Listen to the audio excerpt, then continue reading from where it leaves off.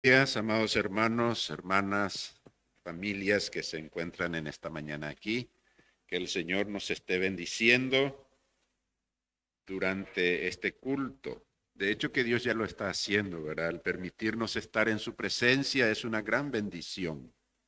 Y quisiéramos en esta mañana estar meditando juntos en su bendita palabra para que seamos bendecidos y edificados con la palabra del Señor. Gracias a nuestros hermanos, hermanas que estuvieron aquí adelante, guiándonos en el tiempo de alabanza. Y bienvenidos a todos, ¿sí? Están con nosotros hoy Hernán, Jessica, con su familia. Ahí están también ellos hoy.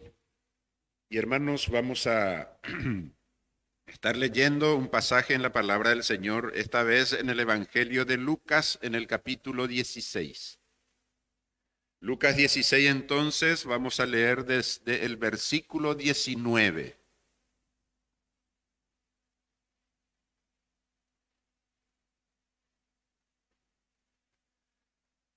Dice así la palabra del Señor. Había un hombre rico que se vestía de púrpura y de lino fino, y hacía cada día banquete con esplendidez.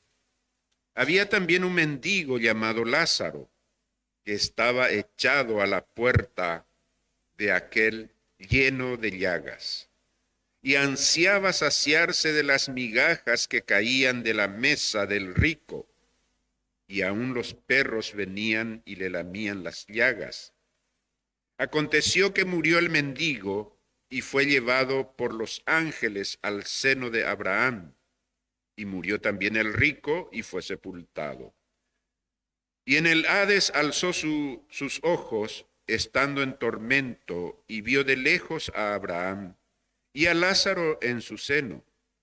Entonces él, dando voces, dijo: Padre Abraham, ten misericordia de mí, y envía a Lázaro para que moje la punta de su dedo en agua y refresque mi lengua, porque estoy atormentado en esta llama. Pero Abraham le dijo: Hijo, acuérdate de que recibiste tus bienes en tu vida y Lázaro también males. Pero ahora este es consolado aquí y tú atormentado. Además de todo esto, una gran cima está puesta entre nosotros y vosotros, de manera que los que quisieren pasar de aquí a vosotros no pueden, ni de allá pasar acá. Entonces le dijo: Te ruego pues, Padre, que le envíes a la casa de mi padre, porque tengo 5 hermanos, para que les testifique, a fin de que no vengan ellos también a este lugar de tormento. Y Abraham le dijo: A Moisés y los profetas tienen, óiganlos. Él entonces dijo: No, padre Abraham, pero si alguno fuere a ellos de entre los muertos, se arrepentirán.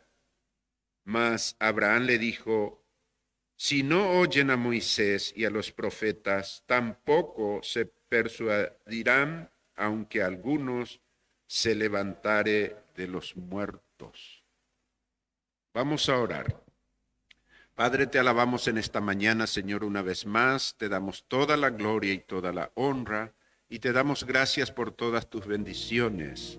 Gracias por este nuevo día que tú nos das, Señor.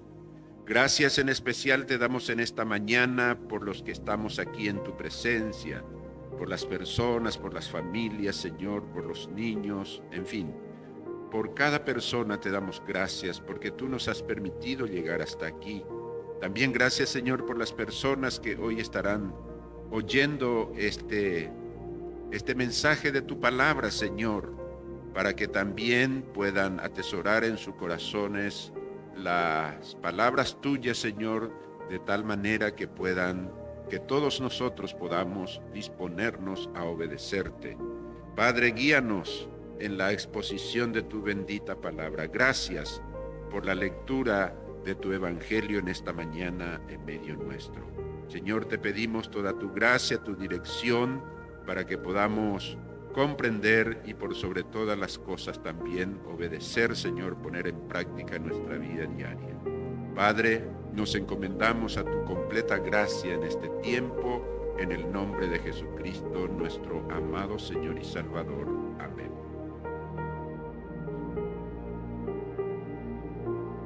Esta es una historia muy conocida, por cierto.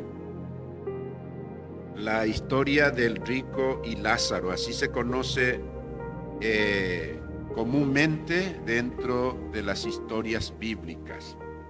Y hay una discusión en realidad acerca de este relato del Señor Jesucristo, porque es un relato parábola, diferente un poco de las demás parábolas, porque, por ejemplo, cuando el Señor contaba una parábola siempre ponía a los personajes incógnitos, ¿no es cierto? No tenían nombre, no tienen nombre en la mayoría, en lo general de las parábolas. Sin embargo, aquí hay un nombre.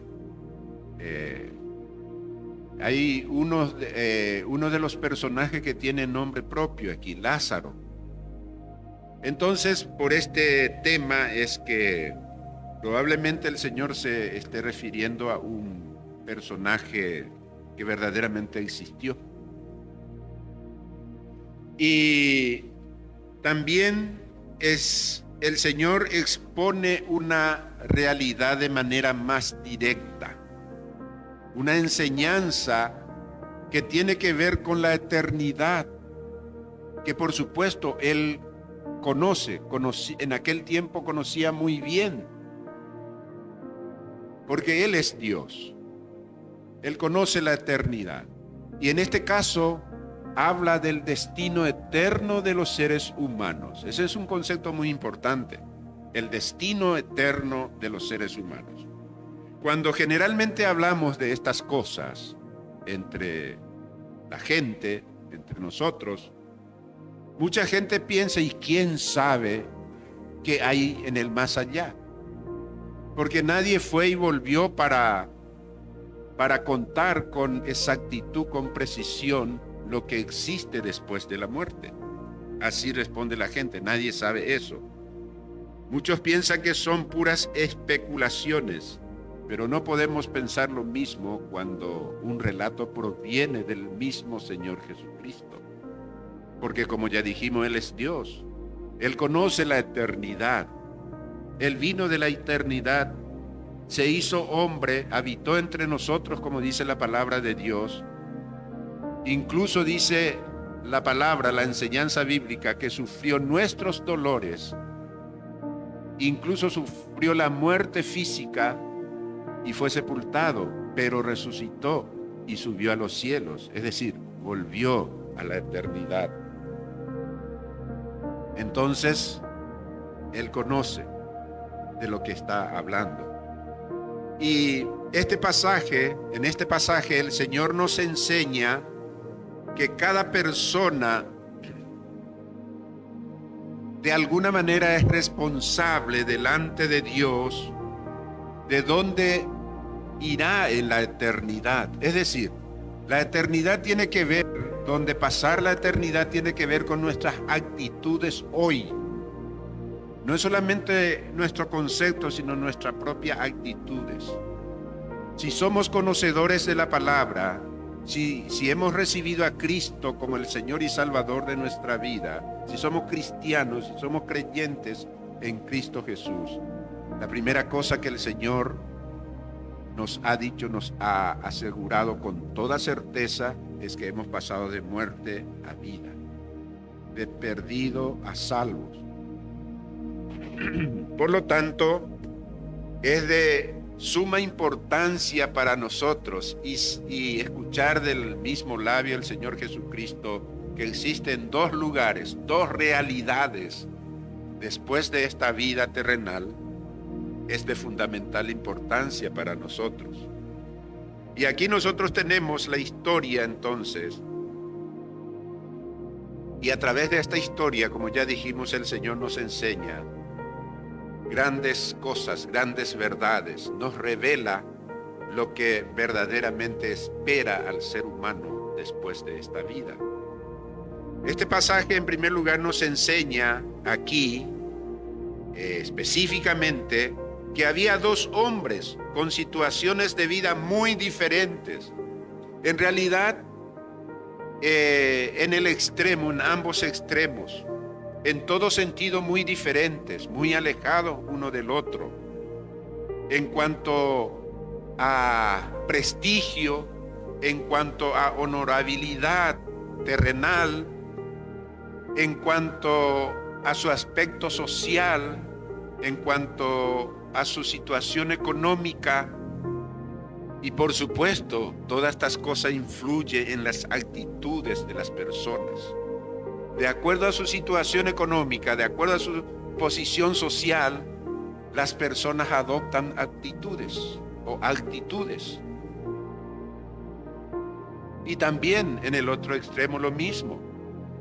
Las personas carentes de todo bien material, las personas que no ocupan ningún lugar de importancia, de relevancia en la sociedad, entonces eso también influye en su carácter y en su manera de ser, es decir, en sus actitudes. Y fíjense aquí, la historia nos dice que había un hombre muy rico que se vestía de púrpura, los mejores vestidos de aquel tiempo, de lino fino. O sea que no había otros mejores vestidos que lo que este hombre vestía. Eso ya habla de un aspecto de su persona, ya nos da una idea de su posición en cuanto a lo económico y a lo social. De hecho, dice que era rico. Y algo interesante, hacía banquetes con esplendidez. O sea, no solamente era rico, no solamente su aspecto revelaba su situación social y económica, sino que además hacía opulencia y era un derrochador también.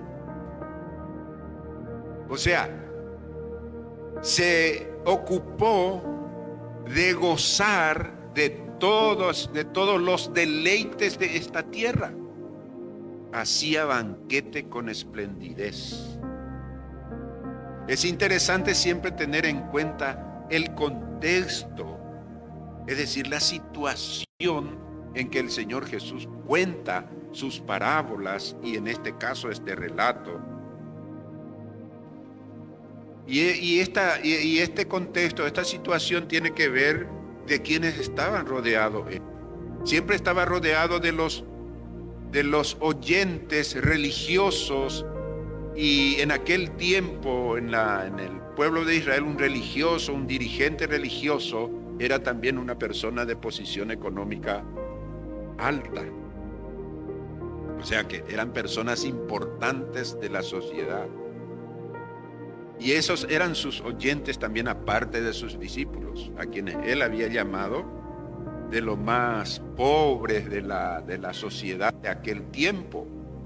Obviamente que había también entre sus discípulos otras personas de mejores posiciones, como Mateo, por ejemplo, que era un recaudador de impuestos, a quienes sus propios conciudadanos lo despreciaban por ser precisamente recaudadores de impuestos para el Imperio Romano. Y entonces esta era la situación en aquel tiempo, en aquellas ocasiones. Y el otro personaje es un pobre. Él andaba en la miseria, enfermo y desechado.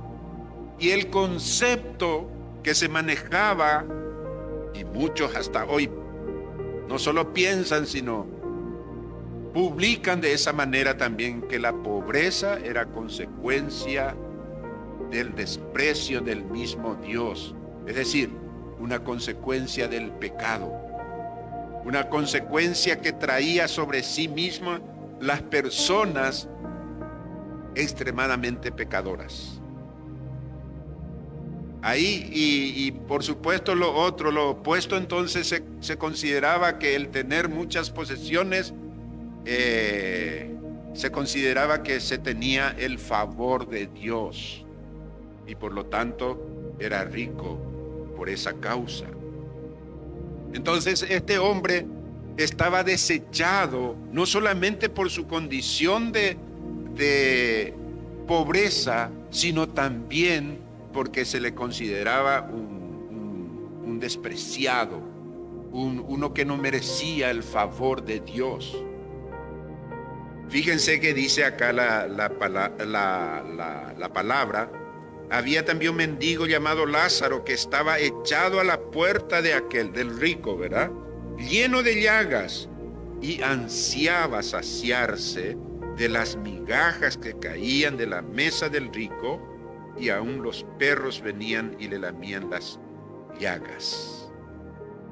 Esa era la situación de Lázaro en este pasaje bíblico.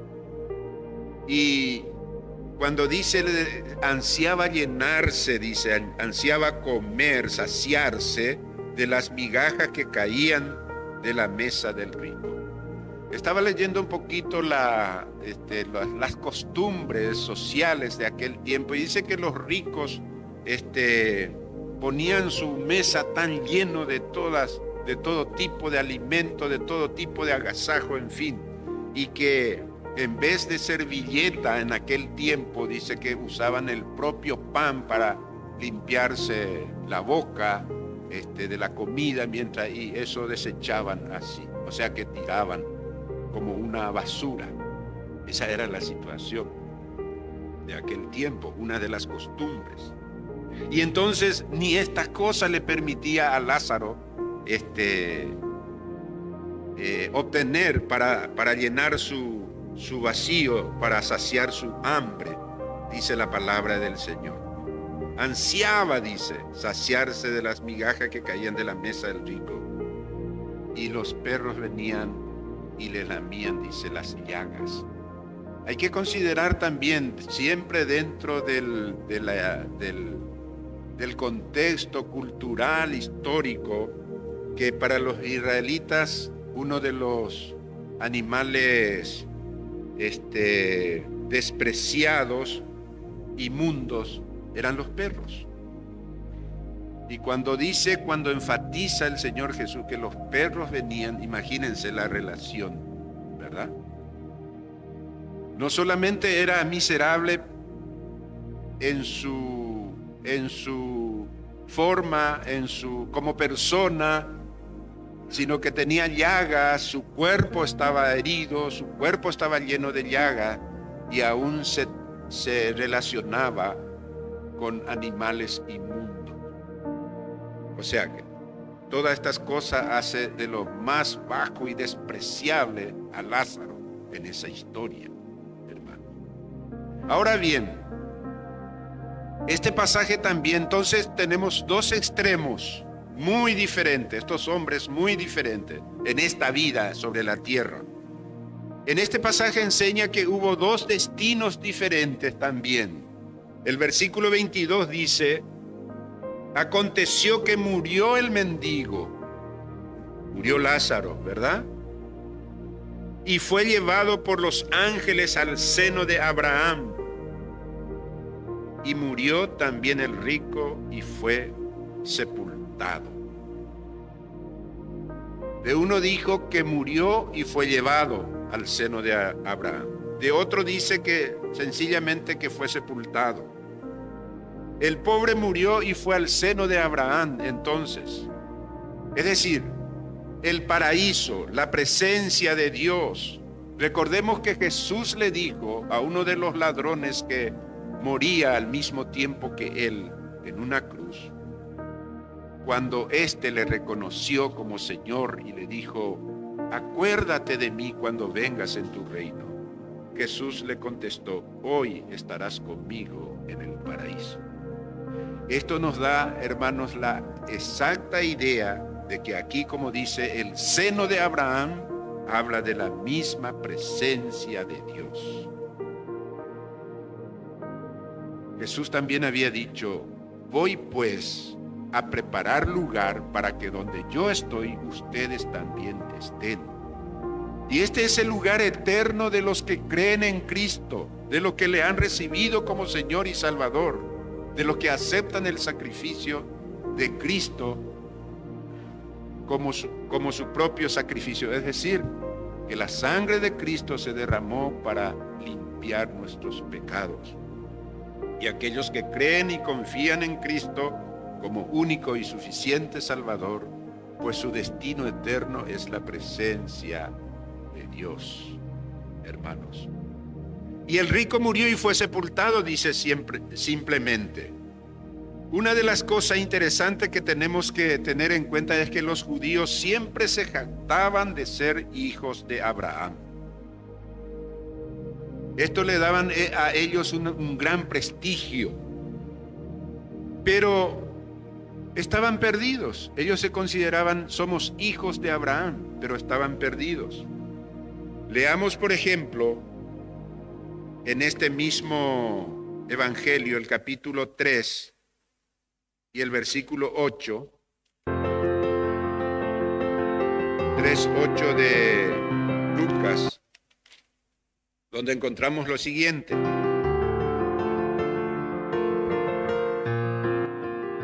El 7 dice: y decía a las multitudes que salían para ser bautizados por él, está hablando de Juan el Bautista: oh generación de víboras, ¿quién os enseñó a huir de la ira venidera? Y el 8 dice: haced pues frutos dignos de arrepentimiento, y no comencéis a decir dentro de vosotros mismos: tenemos a Abraham por padre, porque os digo que Dios puede levantar hijos a Abraham aún de estas piedras. Y esa era la costumbre de los judíos: somos hijos de Abraham. Y por lo tanto se consideraban merecedores de toda la gracia, de todo el favor de Dios. Sin embargo, aquí encontramos que este rico opulento, que hacía banquete con esplendidez y que nunca atendió a este mendigo suplicante, ¿dónde fue a parar en la eternidad? Hay una justicia que todo rico insensato desconoce, y es la justicia de Dios. Porque el rico insensato piensa que todo tiene que ver con la riqueza de este mundo. Eso le da prestigio, eso le da derechos. Los derechos se compran para ellos, ¿no es cierto? Si estuvieran realmente conscientes, los ricos conscientes de esta situación, entonces actuarían con misericordia. Acá en la parábola no encontramos nosotros misericordia. Esa misma misericordia que ellos a gritos pedirán en la eternidad, como encontramos en este caso. Padre Abraham, manda a Lázaro. Imagínense a quién pide este rico que envíe. Padre Abraham, envía a Lázaro para que moje la punta de su dedo en agua y refresque mi lengua. Qué interesante, ¿no? Aquel rico que hacía banquetes de todo tipo con esplendidez y hubo derroche. Nos imaginamos de todo tipo de comida, de todo tipo de bebida. Sin embargo, ahora clamaba por una gota de agua. Qué terrible situación, ¿no? Lázaro en la vida sobre la tierra no tenía, dice, ni una migaja de pan para saciarse. Mientras que los otros, por usar un término de nuestros tiempos, farreaban a lo grande. Y esta situación, este cuadro el Señor presenta. Aquí tenemos algo de la ley de la causa y efecto. Hay una realidad eterna, bienes y males, consuelo y tormento. Todo lo que sembramos acá se cosechará generosamente o abundantemente allá, en la eternidad. Esta es una cuestión de causa y efecto, de siembra y cosecha. ¿Y qué le responde a Abraham? Le dice, después que él había gritado, Padre Abraham, manda a Lázaro, dando voces, dice. Pero Abraham le dijo, en el versículo 25, Hijo, acuérdate que recibiste tus bienes en tu vida, y Lázaro también males.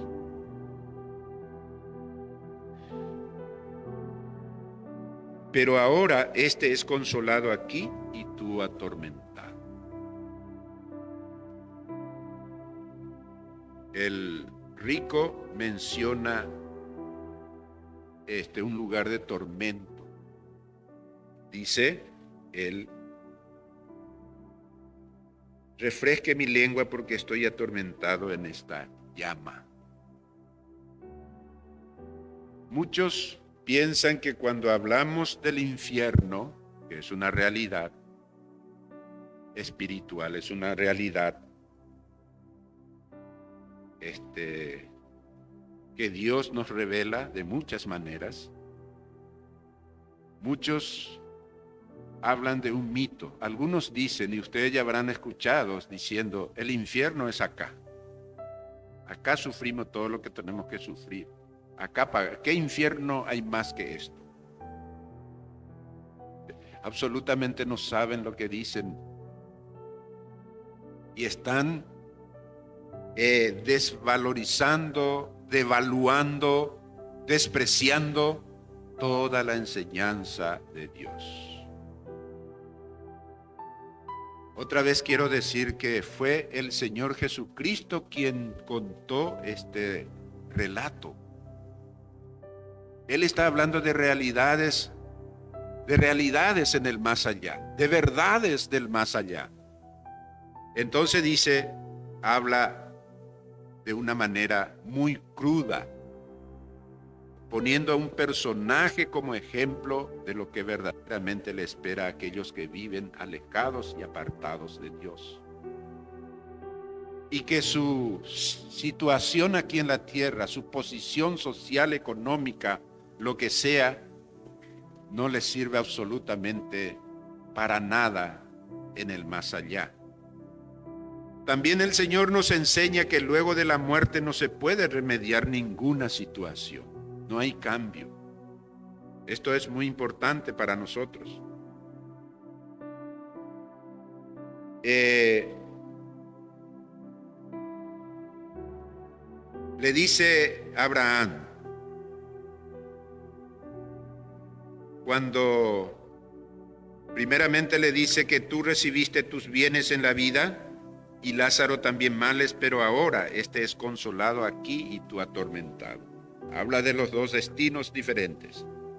Además de esto, una gran cima está puesta entre nosotros y vosotros, de manera que los que quisieren pasar de aquí a vosotros no pueden. No hay caso, ni de allá pasar acá. No puede haber transferencias. Esta es una gran enseñanza que tenemos que tener en cuenta. La cuestión es aquí y ahora.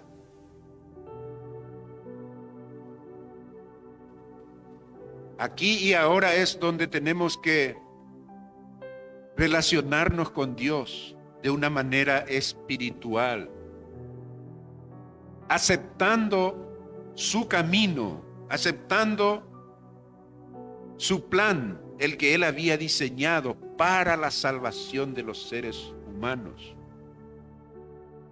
Eso es lo que nos dice en un texto muy conocido la palabra del Señor. Juan 3:16 dice, porque de tal manera amó Dios al mundo, que ha dado a su único Hijo para que todo aquel que en Él cree no se pierda, mas tenga la vida eterna.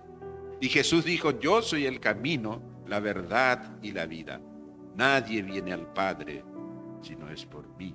Este es el plan de Dios. Para aceptar, para recibir, para reconocer a Cristo como nuestro único y suficiente Salvador. Entonces las personas que tomaron esa decisión, que recibieron a Jesús como Señor y Salvador de su vida, que aceptan el plan y el propósito de Dios, son salvos por la eternidad. Jesús dijo: he aquí, yo les doy vida eterna. No nos dice les daré, sino que dice les doy. Habla en presente, es decir, a todo aquel que cree tiene vida eterna, dijo Jesús. Y entonces ahí es donde se sella el destino eterno de las personas. No hay cambio. No me sirve hacer ceremonias, ritos, ofrecer sacrificios por mis familiares fallecidos. Absolutamente. No se puede cambiar el destino. No adelanta hacer cultos, programas, rezos, misas por los muertos. Absolutamente.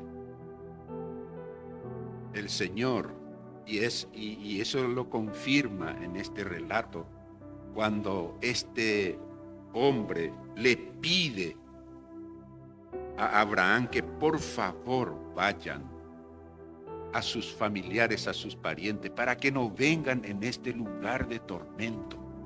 Dijo este rico que había muerto. Los muertos no nos pueden advertir sobre nada. Las Escrituras, el Evangelio del Señor Jesucristo, son el anuncio de la salvación eterna. Si no reciben la palabra, tampoco creerán si alguien vuelve de la muerte, lo cual es absolutamente imposible. Y es lo que dice acá. Otra vez recordemos que Jesús está haciendo este relato. Le dice a Abraham: una gran cima está puesto entre nosotros y vosotros. Nadie puede pasar de allá a acá, ni de acá a allá. Entonces le dijo el hombre: te ruego pues, Padre, que le envíes a casa de mi padre, porque tengo 5 hermanos, para que les testifique, a fin de que no vengan ellos también a este lugar de tormento. Por favor, manda. Hablando coloquialmente, aquí no da gusto. Que no vengan acá, por favor. Pareciera como que finalmente se despertó en él, en aquel lugar, en la eternidad, algún sentimiento de compasión por sus familiares. Seguramente, como era rico inmensamente, sus hermanos, su familia estaba en la misma posición. Es como decirle: por favor, Padre, que paren de hacer farra allá en la tierra, allá en la vida, porque eso nos depara un destino como este que yo estoy aquí sufriendo.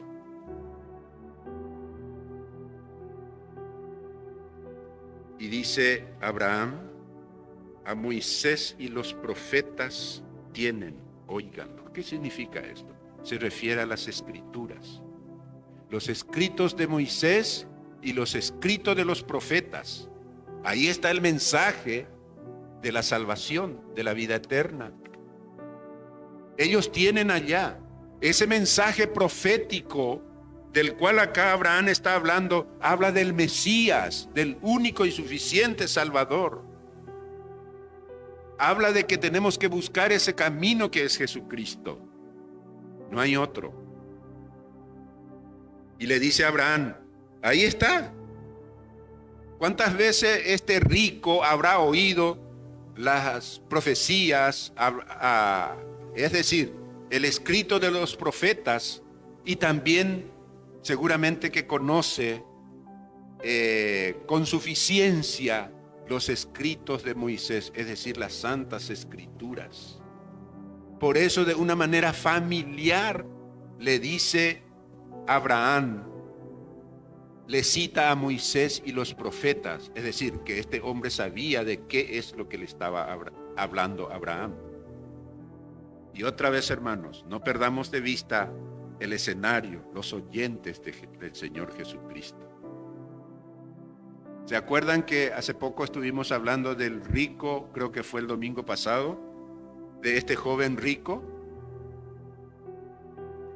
que vino también a Jesús buscando la vida eterna? ¿Qué debo hacer para obtener la vida eterna? Y cuando Jesús le dijo los mandamientos, sabe, y empezó a citarle, sí, Señor, todas estas cosas he guardado desde muy joven. Se creía un absolutamente religioso, de una vida moral correcta. Hasta casi con orgullo le dijo al Señor, y seguramente que lo hizo de esa manera: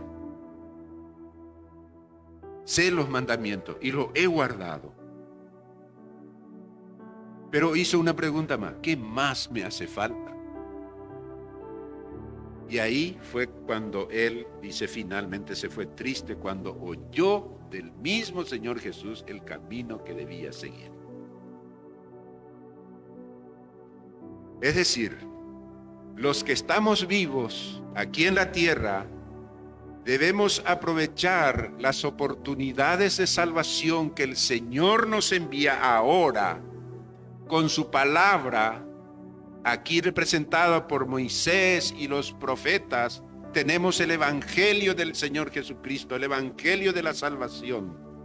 Debemos aprovechar aquí y ahora.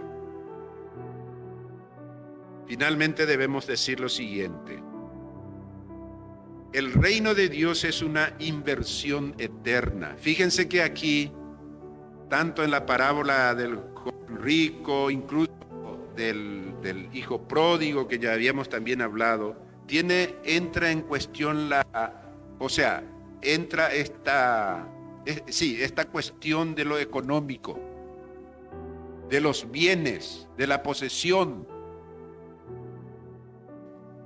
Realmente, ¿y qué es más importante? Deleitarse en esta vida con todo lo que podemos alcanzar, hacer un derroche, o invertir en el reino de Dios. Es decir, preocuparnos y ocuparnos de nuestra vida espiritual, del destino eterno que nos espera. Con relación a la eternidad, nuestra vida aquí es muy corta. Dice el salmista que es como un soplo, como un aliento, como una hierba. Dice que de mañana, cuando es fresco y está regado por el rocío, crece, florece, pero cuando el sol calienta a la tarde, se marchita y muere. Así es la vida del hombre. Pronto pasa y volamos, dice el salmista. De manera que vale la pena buscar esa inversión en la eternidad. Jesús dijo: ¿de qué aprovechará el hombre si ganare todo el mundo y perdiere su alma? ¿O qué recompensa dará por su alma? Esta es una cuestión seria que cada uno de nosotros debemos considerar, más allá de cualquier filosofía o cosas que digan la gente, porque esa es la mente de la gente del mundo. Siempre van a estar opuestos en sus pensamientos a los planes, propósitos de Dios. Se enfatiza aquí, además, lo inmutable de la realidad eterna. No se puede cambiar la situación, sea cual fuere. Nadie puede pasar de aquí allá, ni de allá aquí. Murió la esperanza de este rico de mojar su lengua por lo menos con una gota de agua. Pero quien creó ese espacio infranqueable fue el mismo rico por su actitud hacia la vida y por su relación con Dios. Jesús, como el sacerdote, que en el idioma original latín quiere decir un constructor de puentes. Él vino para superar por medio de su persona, palabra y obra en la cruz aquel abismo. Pero el tiempo y espacio para decidir sortear aquella separación con Dios es cuando es aquí y ahora. En el Evangelio según San Juan, ya cité esto, 14:6 dice Jesús: yo soy el camino, la verdad y la vida. Nadie viene al Padre si no es por mí. Y el apóstol Pedro, en su primera predicación en Hechos capítulo 4, versículo 12, podemos leer que dice: y en ningún otro hay salvación, porque no hay otro nombre bajo el cielo dado a los hombres en que podamos ser salvos, sino solo en el nombre de Jesucristo. Al final, la enseñanza principal del relato verdaderamente está matizada por el versículo 13 de este mismo pasaje. ¿Qué dice el versículo 13 de Lucas 16? Dice lo siguiente: ningún siervo puede servir a dos señores, porque o aborrecerá al uno y amará al otro, o estimará al uno y menospreciará al otro. No podéis servir a Dios y a las riquezas. Fíjense que no dice no podéis tener riquezas, sino servir, ser esclavo de las cosas materiales. De eso habla el Señor Jesucristo.